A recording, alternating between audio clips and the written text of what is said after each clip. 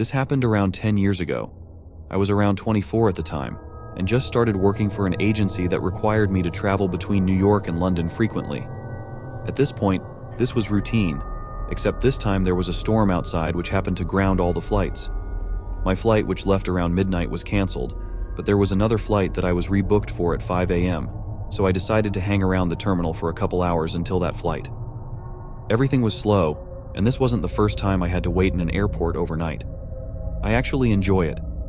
I find it peaceful.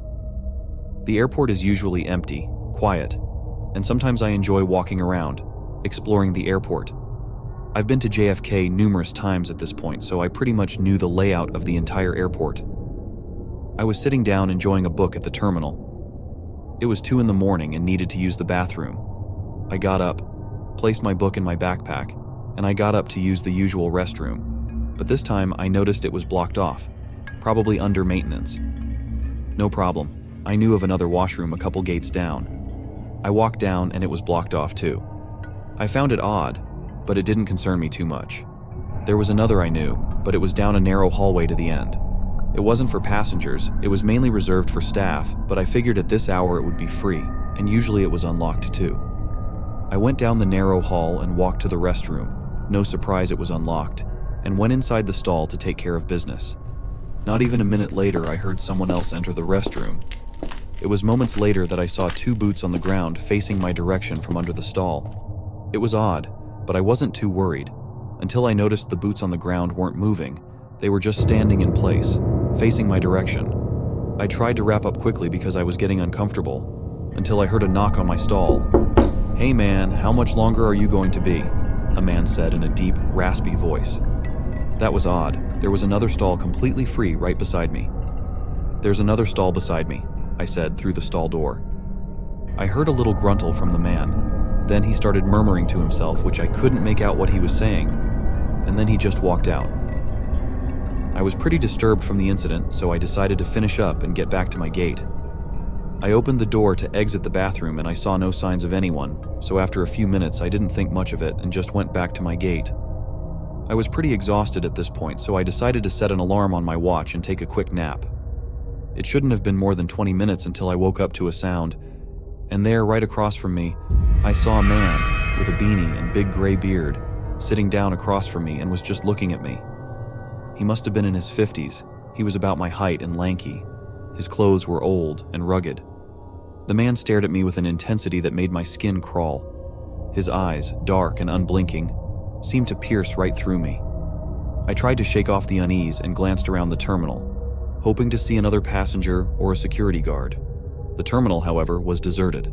I shifted in my seat, pretending to be engrossed in my watch, but I could feel his gaze burning into me.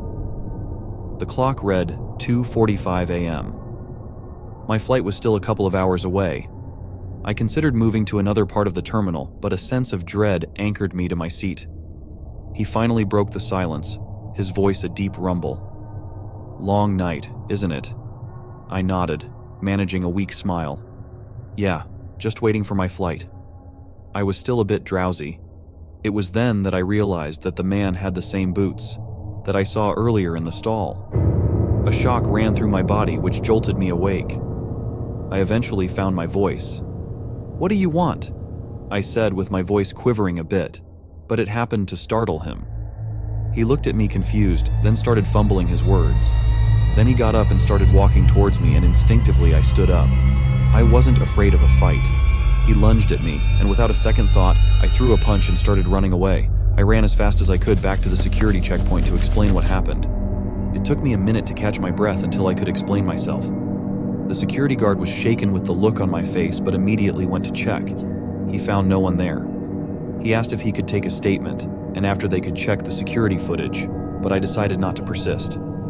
At this point, I started feeling sick and nauseous, so I decided to go back home. I decided to call the company in the morning and tell them that I was feeling sick and couldn't make the trip this time, not explaining the whole incident. This disturbed me for some weeks, but after some time, I completely forgot about it and went on with my business, taking regular flights from New York to London with no problems. I only remember this story now because I met up with a couple of my college friends for a reunion a couple months ago. We just got into the topic of the craziest things that happened to us after college, and it was then I suddenly remembered this event. I told them it in a summarized, casual tone and just laughed it off. But now thinking about it, I don't know exactly what the intentions of that man was, or, God forbid, if he had any other victims. In hindsight, I think I should have persisted and pressed charges back then. But all I know is, whatever happened on that night scares the crap out of me now, whenever I think about it.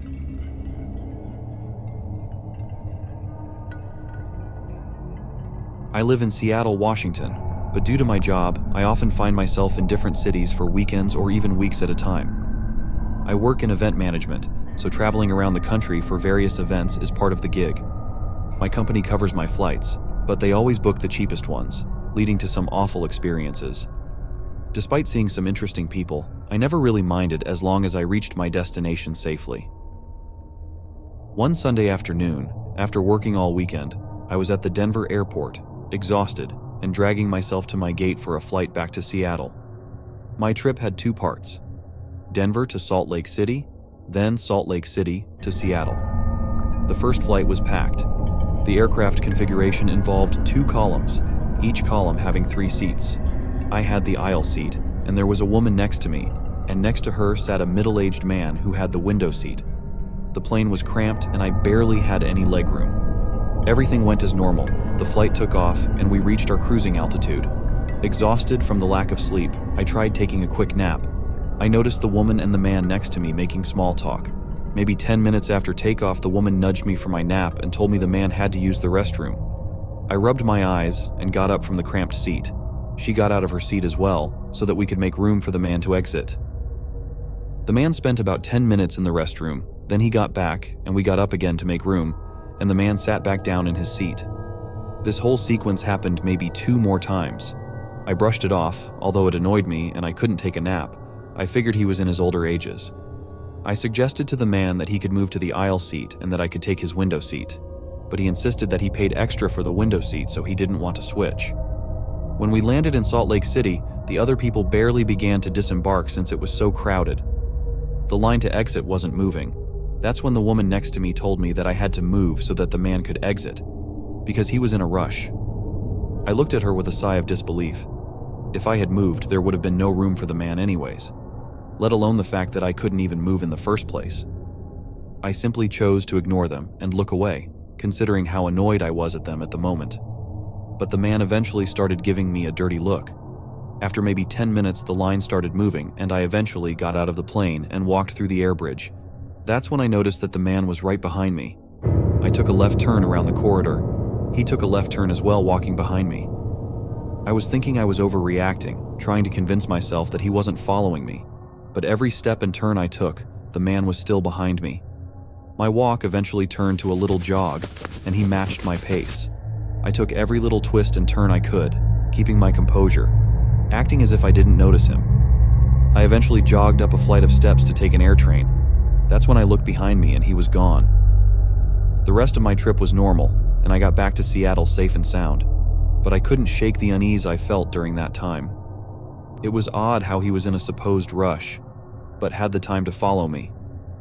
I'm not sure what he was trying to do, but I am assuming he was trying to follow me to a secluded area to confront me or give me a punch.